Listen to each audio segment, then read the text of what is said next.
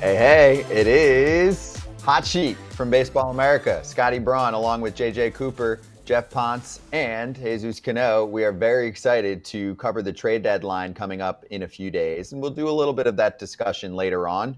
Here's the thing where you can get involved. If you're watching us live, ask us a question, and we will take some later in the show. If you have a trade proposal, this is the time to do it because often people are throwing prospect names out there, and this would be the spot to try and evaluate if you're throwing the right prospect names out there in order to get the deal done. So we'll see if we can make some deals later on. But also in terms of deals, JJ, before we start, the signing deadline from the draft is around the corner. So where are we at there? We are T-minus an hour and a half from the official signing deadline for the MLB draft, and that really has turned into kind of nothing, to be honest. It is not something where there's a lot of drama tied to it. Used to be that there was, for the longest time, there was no deadline. It was when you showed up on campus and went to school, and then it became a deadline. Now it's really something where almost everyone's signed. We have 4 players in the top 10 rounds who are not officially signed as of yesterday when we last got the signings. It's all updated at Baseball America. And we're at 566 of 615 draftees already signed. That's an incredibly large number. We're just not going to see Angel Cervantes, the Pirates second rounder, has said that he is planning to go to school, go to UCLA. So that's going to be probably the most prominent name that we don't see signed. But as we've been seeing in recent years, pretty much everyone knows when they draft a guy whether they're planning to sign him or not, whether they've got to a deal already. And so don't expect a whole lot of drama at the signing deadline. And we're going to see, I think, like 99% of top 10 round picks signed. There you go. You get it done before the deadline, really before the draft pick. You make the phone calls as much as possible. Let's hit first move. Let's do a hitter and a pitcher standing out lately. JJ, we'll start with Spencer Jones. How damn good has he been in AAA for the Yankees? And aside from a little back spasm issue over the weekend, Yankee fans are like, why isn't he replacing Judge? He's about his size, to help us out, because this is a team that is looking behind them and seeing clubs chasing them for a wild card spot. Forget the division at this point. I would say the back spasms obviously play a role because he hasn't played this weekend, but obviously he was also the hottest player in minor league baseball, really in baseball probably, other than Nick Kurtz maybe before that. 13 homers in 19 AAA games is pretty absurd. But at the same time, I would say if you said, well, let's say that he's healthy, the Yankees, and I think wisely, spent a lot of time. Spencer Jones reached Double-A in 2023, spent all of 2024 there. And then when he had a better start to the season this year, they kept him in Double-A until he really had kind of established a pretty firm foundation there. Just recently moved him up to Triple-A. I'm not saying it's impossible, but I would say for all the upper-level minor league time he has, I feel like that this is an organization that's been patient, knowing that he has kind of still some issues with swing and miss and things like that, where maybe it may be a little fast to move him up to the majors so quickly, considering, as we just said, he's got less than 20 AAA games under his belt. Yes, they've been an incredible 19 games, but maybe it's a little fast for a guy who has had strikeout issues really kind of throughout his career. There are even rumors this week that the Yankees would entertain trade discussions. Now, it would have to be like a big, big name. And I think that one was from Bob Nightingale, and I think he jokingly mentioned someone like Paul Skeens. Jeff, yeah, no. And obviously, Paul Skeens isn't getting traded. But leads to my question. We like to do the big stuff here. Do you think that the Yankees are all in on him and think he's going to be a star? I don't know if they think he's going to necessarily be a star. I do think that they value him as a guy who could be an above average regular for them. They've spent a lot of time on this player since they drafted him, 3 years ago now, sort of building up to this point. So, I think there's elements of that. There's huge upside here. I think the Judge comps are obviously just, unfair to him. But there's humongous power. There's athleticism in a really big frame. I don't think he's a center fielder long term, but can play there in a pinch and is probably going to be pretty solid in a corner outfield spot, can run a little bit. So there's a lot to like about the player, and I think could be a good player. I also think that, it's more like a Matt Wallner sort of a profile, or kind of prime Joey Gallo. Maybe there's a little more hit there, but I'm not even 100% sure about that. And I think, we talked about this last week on the Prospect podcast, JJ and I think just the demands of that New York market, and not so much the New York market, because I don't think it supplies the Mets as much, but certainly with the Yankees and Yankees fans, there's a certain expectation of skills and ability, and being able to make, big plays and big moments and get deep into the playoffs as a team that did, lose in the World Series last year. I'm not so sure that Spencer Jones is the kind of player that would thrive in that kind of environment right now.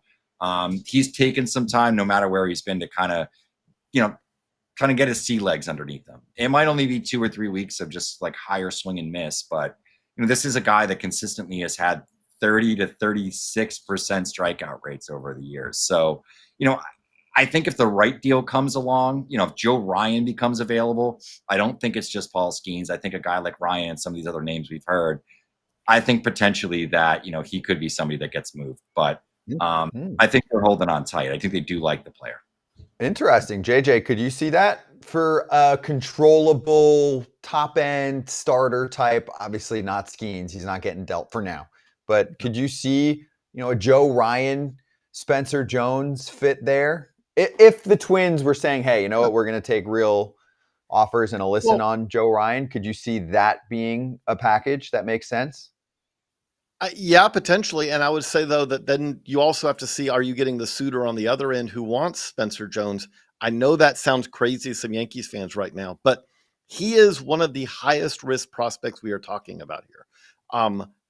It's something where I could see 100% why a team would be interested, because if everything breaks right, he could be at least an above average player. If the hit tool just keeps getting better, keeps getting better, keeps getting better, the power is legit. He is athletic, all these things. He also could be a guy who is a lesser version of Matt Wallner. And that is kind of, is that like, even if you got Matt Wallner straight up for Joe Ryan, you'd probably be semi okay with that. But I don't think that would necessarily make the Twins better than they are with Joe Ryan. So I would say that probably actually means it's not a crazy deal idea, because I could argue it against it from both sides. So that means it's not, there should be a little bit of pain on both sides. And I think that fits that.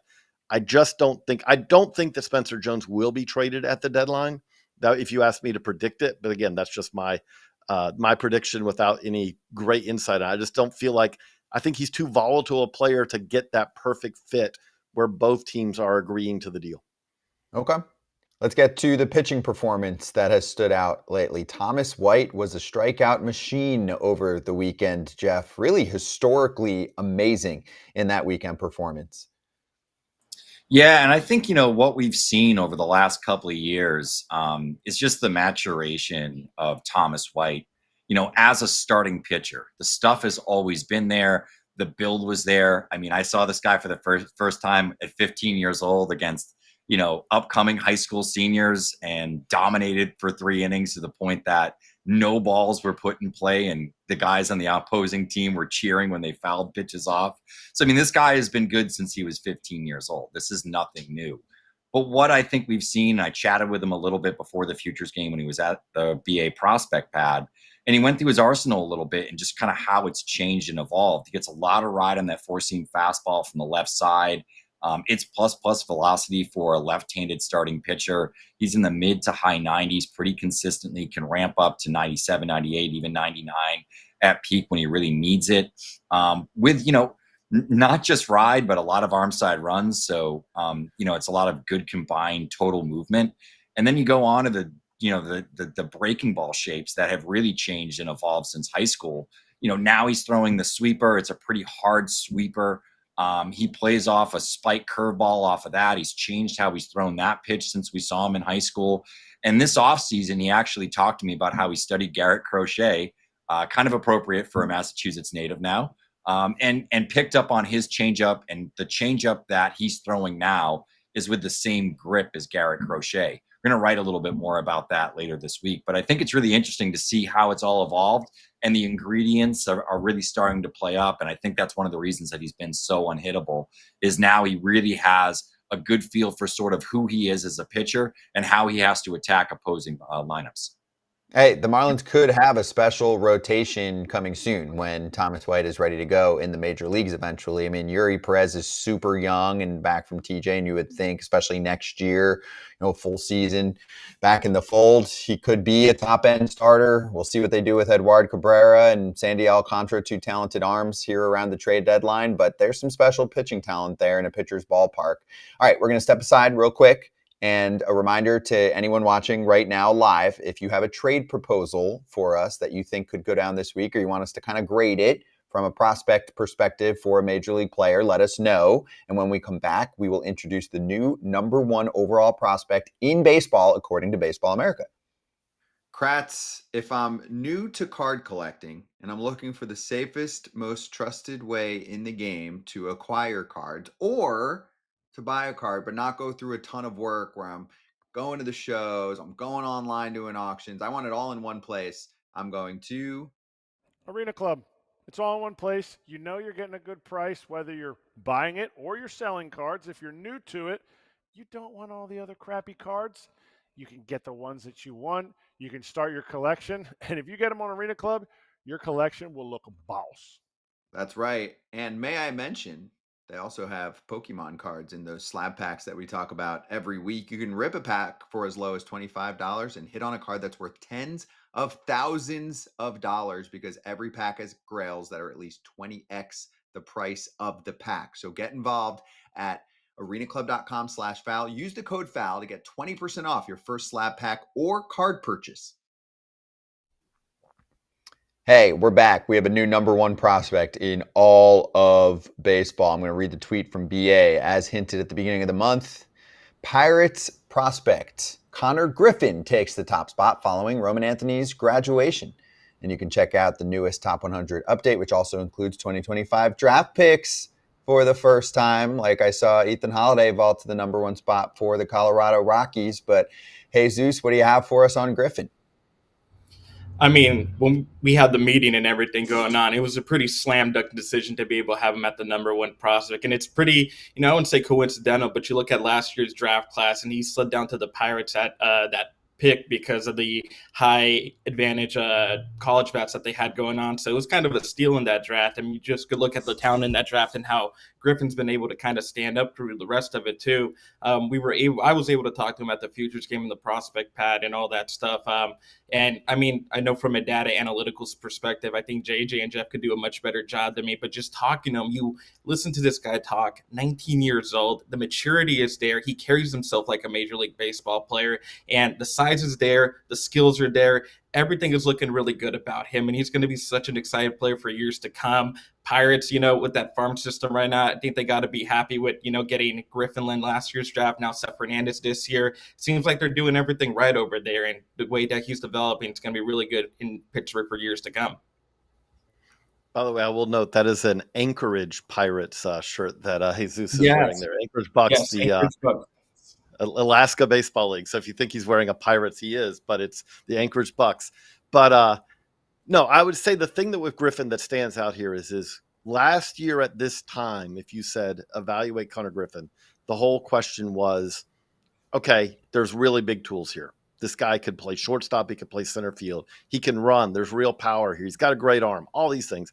And then it all came down to, well, but what about his hitting ability? There was a lot of concern coming out of the draft, going into the draft, coming out of the draft, of just how good of a hitter he was going to be.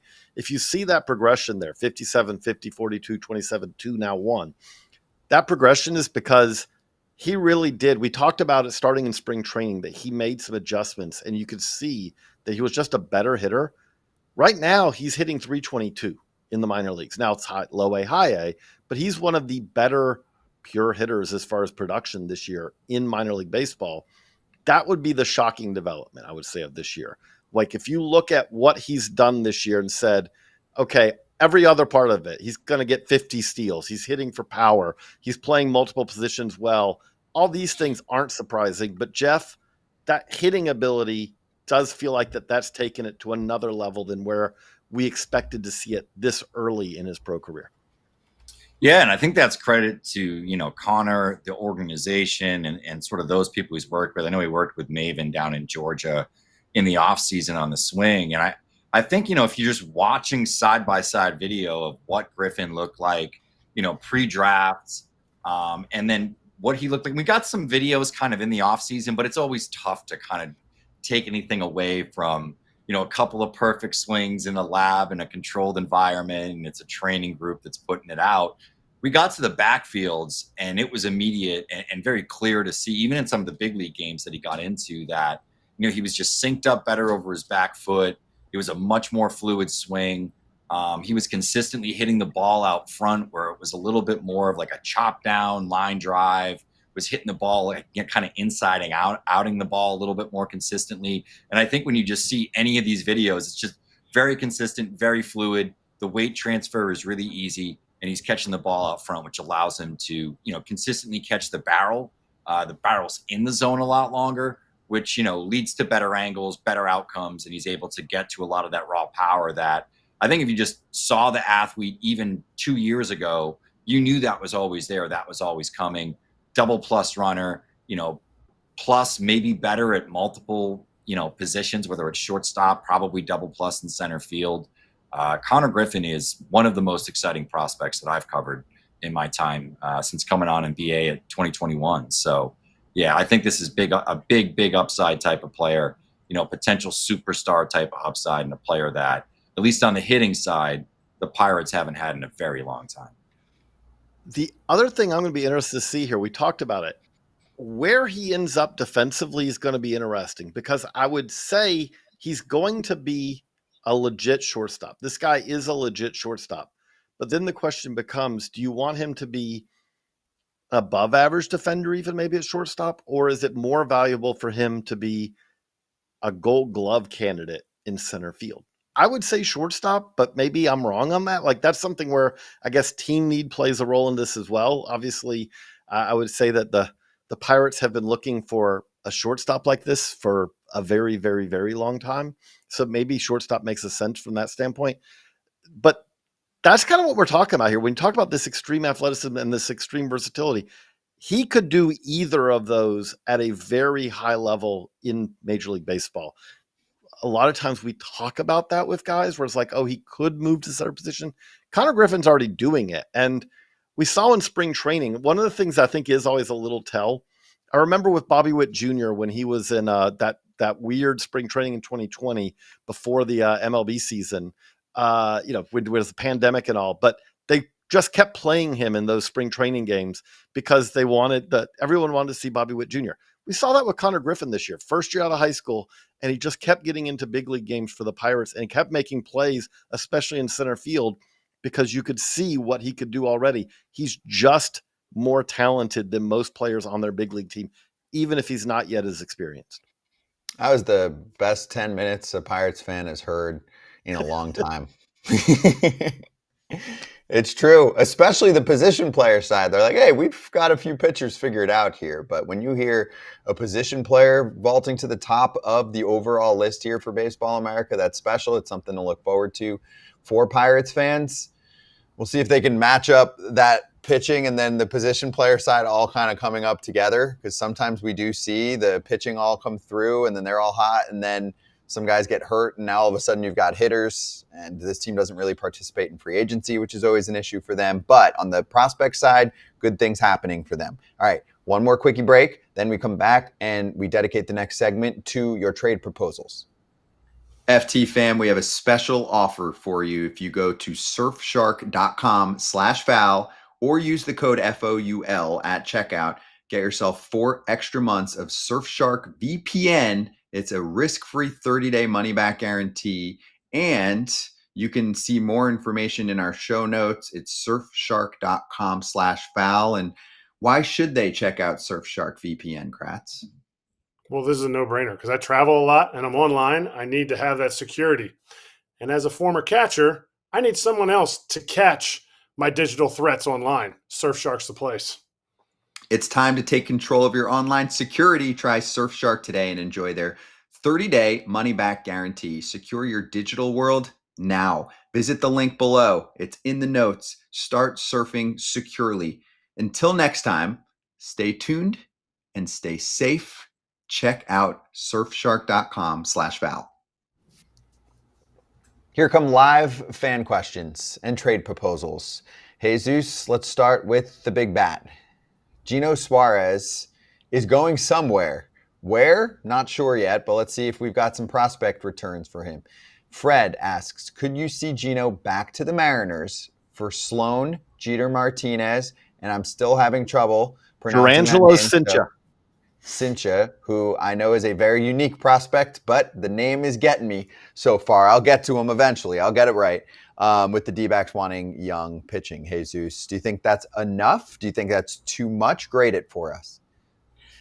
I think it makes sense, but just being able to do the D-backs top 30 midseason here at Baseball America, from what I've seen from the farm system, right now the Mariners I think have the most leverage out of any teams to kind of acquire Gino, but they have a lot of really good position players. I think Ryan Sloan for sure is a pitcher that I think a lot of people are high on. He's on our top 100. He's a very young arm, but it leads back to that thing. He's a very young arm. Right now the D-backs kind of their pitching side on the upper levels are a little bit depleted. Christian Mena's out with an injury. Gilbert Diaz hasn't, kind of blossomed until what they were hoping so far this season. And then a couple of the other guys like Daniel Egan and Lynn are kind of down in the lower levels, won't be ready to come up anytime soon. But with that being said, I think that there needs to be a little bit more added. I think you're going to want to see more major league ready arms, kind of like they did in the Naylor trade where they were able to get Brandon Garcia. I think that type of acquisition helps them out a little bit. But Sloan, if they were able to get Sloan, I think in any case is a win. Saintcha down the road, I think is going to be really good, but I think they're going to need to add a little bit more arms, maybe an extra third piece, an extra bat here and there. But it's generally so hard to tell because Gino Suarez is just such on a tear. He's a rental player too, but at the same time, the Mariners are in a position where they want to win now. It's been teams never gone to the World Series. They have the roster to be able to go do that. I think this is a time where if you're going to go all in on a rental to be able to put yourself in a position to win, you go after Gino Suarez. I'll just say the one thing I'll say is the Mariners, I wonder if they're the team that's going to go for Suarez just because they had Suarez and it kind of ended not terribly, but they kind of felt like they were kind of ready to move on. So it would be interesting if he circled back. I do think that I like that proposal from the standpoint of that is real prospect pain. I would probably want to, if I was the Mariners, swap out one position player for one pitcher. Like 3 pitchers is that's asking a lot. That's a lot of volatility, but it's not a terrible proposal from the standpoint of maybe a little much to me for Suarez because he's a rental, but I like it that it actually is one that not trying to just pawn it off for extra parts. Wow, JJ, music to my ears, the part that you mentioned about the Mariners parting ways with him. There was some money involved, of course, because Jerry Dipoto is kept to a very similar budget year after year. They don't really increase it much for him as they compete. But the other factor was that Dipoto was very vocal a couple of years ago about wanting to eliminate swing and miss. They were talking about Gino Suarez and a little bit of Teoscar Hernandez. JJ, I talked a lot about this on Foul Territory on Friday, and it was probably like a top 5-ish attack from Mariners fans that I've received. Top 5 attack overall from fans. No idea what he's talking about. Gino loved Seattle, and they loved him, blah, blah, blah. There were a few, obviously, dissenters that had my back, but mostly fans thinking that I was absolutely crazy for even bringing that up, even though we were all there. You can look up the comments. They publicly said they would like to eliminate swing and miss. Who the heck do you think they were talking about? So, yes, I think they're still involved. I'm with you, JJ. I think there will probably be teams that value him higher. I think that's the way that I was trying to put it on Friday, and people just lost their minds. I'll just note that they traded him for Carlos Vargas and Sebi Zavala. That is not this is the guy we love. The only reason we're trading this player away is because, the return is so high that we just can't ignore it.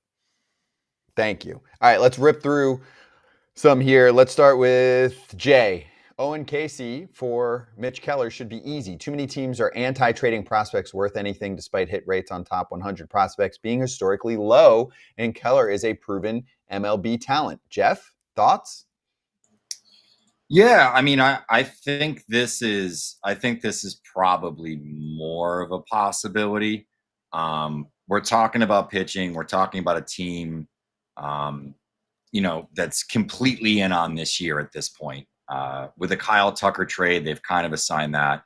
The other thing is Mitch Keller has 4 years left at pretty good dollars. It's like 15 this year, 16.9 next year, 18.4 in 27, and then 20.4 in 2028, which with the economics of the game and the way salaries have grown, my guess is that, those deals are all going to be well below market value. So this guy will bring back a big prospect.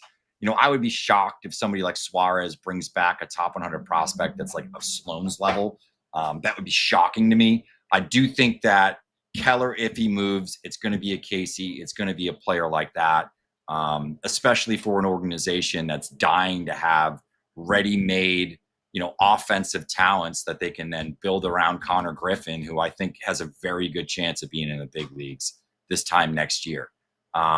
So I think that's a very reasonable trade proposal. There's maybe a chance they like Alcantara better, and like some of the secondary pieces. There's a ton of young middle infielders in the Cubs system that maybe they'll take on as an interesting secondary or third piece. But I do think with Keller and just what the money is and potentially the optimization that could take place in another organization that hasn't really taken place with Keller in Pittsburgh, I think that teams would be willing to pay through the nose for him. I've got Mitchell with a proposal, nice and simple here. Tigers prospect Jaden Ham for Ryan Helsley. JJ, is that enough? Yes, I would say absolutely. Okay. That is a rental reliever.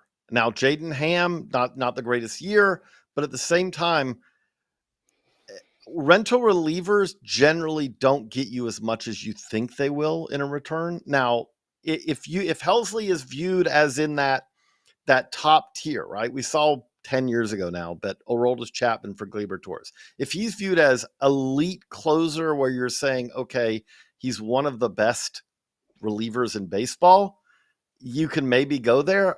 I think he's in that next tier below it. So maybe the ask is that starts out at Ham and then it comes back as we want Troy Melton or vice versa or, whatever. But I don't think that that's a crazy ask because, again, rental relievers who are going to be free agents at the end of the year, you're probably not going to offer a qualifying offer for Helsley. So maybe you listen. Okay. One more. Ryan asking about Mackenzie Gore and Kyle Finnegan for Moises Ballesteros from the Chicago Cubs, plus Long and Bridsell. Does that get it done for both sides? Jeff? I think Ballesteros is a really good place to start. If I'm the Nationals, I am pounding the table around Jackson Wiggins. I think Wiggins is probably going to move up to maybe like 2 or 3 in the next Cubs update. It's a slam dunk top 100 prospect that's not on the list as of yet. He just continues to perform the pitch ability, the execution, the command is all taking a big step forward. This is the best that Jackson Wiggins has been, and the stuff is elite. Could be some of the best starting stuff in baseball when it's all said and done. Upper 90s velocity with ride. Release traits, an excellent slider. The secondaries, he has spin traits. He's got movement traits. He's got power. So Long, like perfectly fine. Birdsell, fine. I think Long is a really nice bat. I'd love to see him get an opportunity in a place like Washington. If I'm the Nationals, though, Ballesteros, absolutely. Casey, Alcantara, absolutely. I want Jackson Wiggins coming my way as well.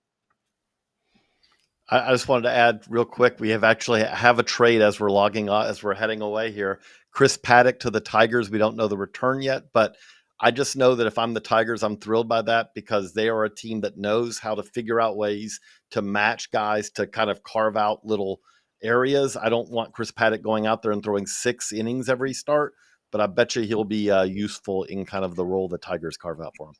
I've got the return for you. Robert Murray, our buddy over at Fansided, said catcher first baseman Enrique Jimenez is going the other way to the Minnesota Twins.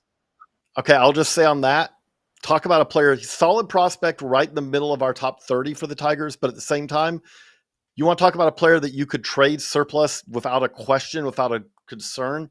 This is a team that has Dylan Dingler, who emerged at the big leagues for the catcher. Then it also has Thyron Lorenzo, top 100 prospect, and it has Josue Briseño, top 100 prospect. Okay, Briseño may end up at first base, but they got so many catchers that this is trading 100% from depth. If I'm the Twins, who do not have catchers really in their minor league organization, that's a great addition for them as well, especially for a guy who you're really just trying to kind of move on and save money at this point and bring back a prospect in return. Yeah, this is the start of what should be quite a few trades on the Twins side. Then there's some guarantees, like a Harrison Bader is going to be a free agent after this season. Willie Castro, maybe one of those relievers, if not both, Duran and Griffin Jack. So we'll cover all of that next week. Anything that happens between now and next Monday, we're on it for the big stuff. We'll grade trades next Monday live on Hot Sheet. We'll take your questions. So we'll see you for that one. And in the meantime, if you're suddenly acquiring a prospect your favorite team is, and you want to see what they're like and where they rank, baseballamerica.com. Check it out. See you next time.